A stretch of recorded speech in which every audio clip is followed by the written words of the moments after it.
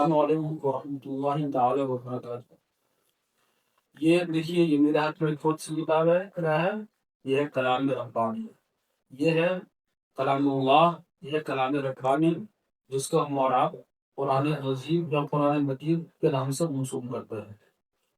آج بڑے افسوس کی بات ہے جناب محترم کہ جس امت کو اتنی بہترین کتاب نہیں ہو، جس امت کو اتنی بیسٹ بک جس کو اللہ تعالیٰ نے پرووائڈ کیا ہو، وہ امت گمراہ ہے۔ جس رسول پاک صلی اللہ علیہ وسلم کی امت کو اتنی بہترین کتاب دی گئی ہے کہ اس میں تمہارے زندگی کے تمام مسائل ہم نے اس میں رکھ دیا ہے۔ کل صغیر و کبیر مستطر، اس میں ہر چھوٹی سے چھوٹی اور بڑی سے بڑی اشیاء میں فرق کیا ہے؟ صرف فرق یہ ہے کہ آپ کو اس پہ تلاشنا ہے، اور اس کو تلاشنے کے لیے آپ کو اس کو سمجھنا پڑے گا۔ لیکن بڑے افسوس کی بات ہے کہ آج یہ کتاب یا تو ہمارے گھر پہ کسی کی میت ہو جاتی ہے تو ہم سالے ثواب کے لیے نکالتے ہیں، یا تو پھر اگر کسی کے گھر پہ چوری ہوئی، کوئی معاملات ہوئے، تو بھائی لاؤ قرآن کھاؤ اس لیے نکالتے ہیں۔ لیکن نہیں حضرات ہوتا، اس کتاب کے ایک حرف پر 10 نیکی ہے، ہر لیٹر پر 10 نیکی ہے۔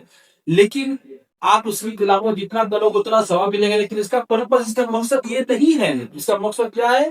یہ لا آف اسلام ہے، یہ کنسٹیٹیوشن آف اسلام ہے، اسلام کا سمویدھان ہے۔ یہ آپ کو بولنا کیسے ہے، آپ کو بات کیسے کرنی ہے، آپ کو اپنے سے بڑوں کے ساتھ کیسے بہیو کرنا ہے، ماں باپ کا کیا مقام ہے، شادی کیسے کرنی ہے، ازدواجی زندگی کیسے گزارنی ہے، ہمیں چلنا ہے کیسے، ہمیں بولنا کیسے ہے، آپ زندگی کی لوازمات کیسے گزارنی، تمام چیزیں اس کے اندر موجود ہے۔ تو قرآن میں اللہ تعالیٰ فرماتا ہے کل صغیر و کبیر مستطر، اس میں ہر چھوٹی سے چھوٹی اور بڑی سے بڑی اشیاء ہم نے اس میں رکھ دیا ہے۔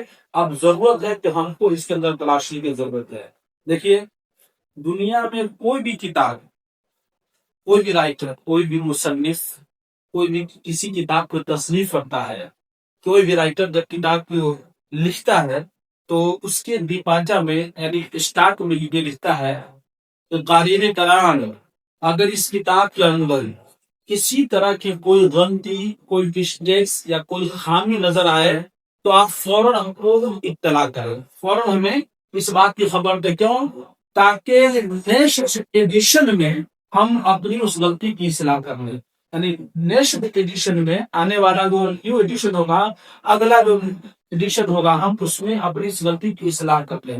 قارئ کرام فوراً ہم اطلاع کریں، اور یہ آپ کی نوازش ہوتی۔ قرآن ایک ایسی واحد کتاب ہے جس کے شتابی میں لکھا ہوا ہے ذالک الکتاب لا ریب فیہ، یہ وہ کتاب ہے جس میں کسی طرح کا کوئی ڈاؤٹ، کوئی شک کی گنجائش نہیں ہے۔ سبحان اللہ، یہ واحد کتاب ہے جس کے طرف اللہ نے کیا فرمایا؟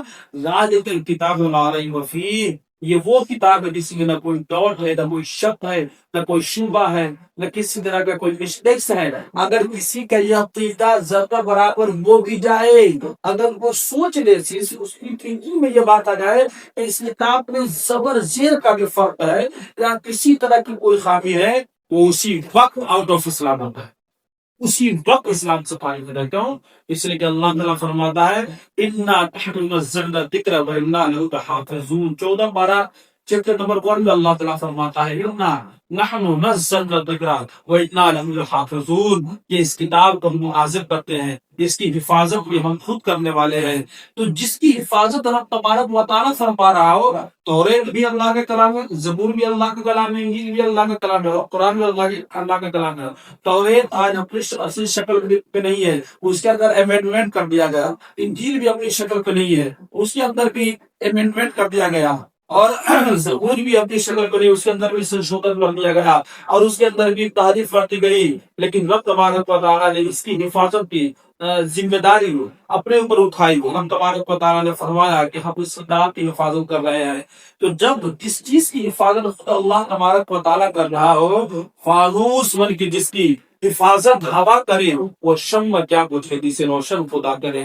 رب تبارک و تعالیٰ اس کتاب کی حفاظت فرما رہا ہے، اور اس کتاب کے اندر اللہ اکبر، حضرت عثمان غنی کے پاس ایک شخص آیا کہ یا عثمان میری اجلی غائب ہو گئی ہے، تو انہوں نے کہا کہ لا قرآن، تو کہا اجلی غائب ہو گئی، غائب ہو گئی، کہا کہ یہاں قرآن کا تھا، تو کہا ٹھیک ہے قرآن کے اندر کیا ہے؟ انہوں نے اس کے اندر جو ہے سو ان کو اسٹڈیز کرنا شروع کر دیا، اور اسٹڈیز کرنے کے بعد حضرت عثمان غنی کہتے ہیں کہ جاؤ فلاں پہاڑی پر تمہاری اونٹنی چل رہی ہے، لے آؤ، اور یقین ہے کہ آپ تم وہاں پہنچا اور اس نے آپ جب تم دیکھا اسے اونٹنی کو تو کہا اللہ اکبر، عثمان غنی قرآن کے ذریعے سے بول لیا، بلیو می، وہ اتنا خوش ہوا، وہ اتنا خوش ہوا، اور اس نے بھی یہی کہا کہ واقعی قرآن کے اندر تمام چیزوں کا حل ہوا ہے۔ بتائیے جس امت کو اتنی مقدس کتاب ملی ہو، وہ امت آج در در کی ٹھوکریں کھا رہی ہے، وہ امت آج پریشانی کی عالم ہوتی رہی ہے، وہ امت آج خستہ حالت ہو چکی ہے، وہ امت آج ذلیل اور خوار ہو، کیوں؟ اس لیے کہ آپ نے اس کو چھوڑ دیا ہے، آپ نے کیا کیا ہے؟ اسے چھوڑ دیا ہے۔ جی کل قیامت کے دن رسول پاک صلی اللہ علیہ وسلم اللہ کی بارگاہ میں شکایت کریں گے۔ دیکھیے رسول پاک صلی اللہ علیہ وسلم اپنی امت کی شفاعت کریں گے، یہ حدیث پاک سے ثابت ہے، اور قرآن سے ثابت ہے کہ شفاعت تو کریں گے، شکایت بھی کریں گے۔ وقال رسول اللہ صلی اللہ علیہ وسلم، رسول پاک صلی اللہ علیہ وسلم کہیں گے یا رب ان قومی اتخذوا هذا القرآن مہجورا، اے میرے رب میری امت نے قرآن کو چھوڑ دے۔ اللہ اکبر، ذرا سوچئے کہ جس شخص کے حق میں رسول اللہ سفارش کریں گے وہ جنت، اور جس کی شکایت کریں گے ظاہر سی بات وہ جنت نہیں، جو جہنم، جس کی شکایت کریں گے وہ جہنم ہے۔ اب آپ کو یہ ڈیسائز کرنا ہے کہ آپ نے اپنی زندگی میں سدھارا ہوا ہے کہ اگر آپ کا عمل اس پر ہے تو آپ کی سفارش کی جائے گی، لیکن اگر آپ نے اس کو اگنور کر دیا، آپ نے اس کو اوائڈ کر دیا تو کیا ہوگا؟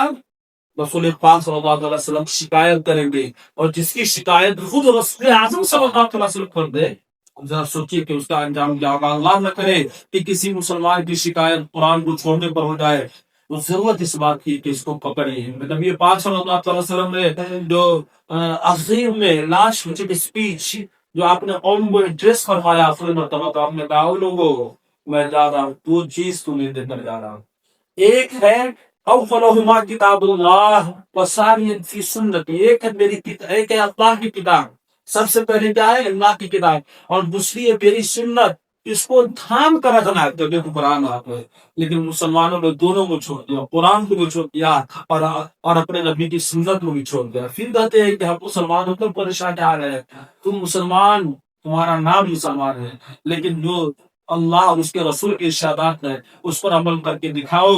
تو اللہ کے نبی نے تم کو دیا کہ میں اللہ کی کتاب کے جا رہا ہوں، میری سنت، اور ایک حدیث میں ہے میری اہل بیت، مطلب وہی وہ اہل بیت، مطلب میں ان کے طریقے، ان کے راستے، ان کا نقش قدم، ان کا اس میں حسنات۔ تو آپ دیکھ لیجیے کہ اگر آپ کا عمل قرآن عظیم پہ ہے اور رسول پاک صلی اللہ علیہ وسلم کی سنت پر آپ کا عمل ہے، تب تو آپ کامیاب ہیں، لیکن نہیں تو پھر کل محشر کے میدان میں کچھ ڈیفیکلٹ سچویشن سے گزرنے کے لیے تیار رہیے گا۔ ہم آپ کو یہ سجیسٹ کریں گے کہ آپ اس کتاب کو اپنی زندگی میں اتاریے، اسی میں ہمارے کامیابی ہے۔ یہ بہت بڑی دولت ہے رسول، یہ بہت بڑی دولت ہے۔ اس دولت کو ضائع مت کیجیے، دولت کو اپنے سینے سے لگائیے اور اس پر عمل کرنے کی کوشش کیجیے۔ ہر صحیفہ ہو گیا منسوخ، لیکن اے عمر مشعل راہ کی ہدایت آج بھی قرآن ہے۔